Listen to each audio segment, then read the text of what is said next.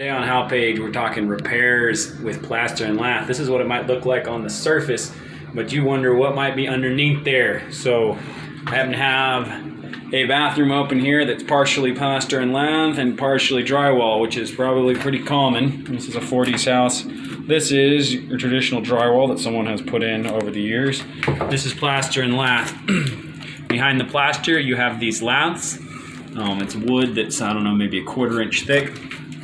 And then the plaster was laid over the top of it, and it kind of fills into the cracks there.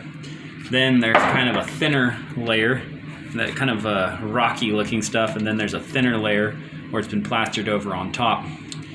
Sometimes it will have, let me see if I have any, sometimes it'll be chicken wire that'll actually be running in there behind on the back there.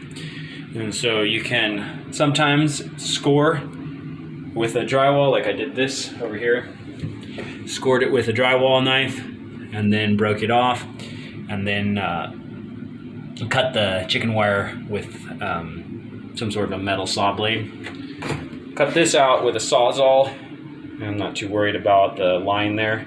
The Sawzall, I was actually surprised, was pretty clean.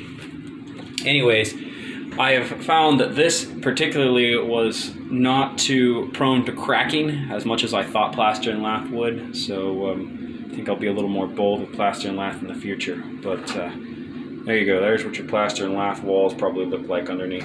Here's a picture from the backside. Anyways, if you like this How Page,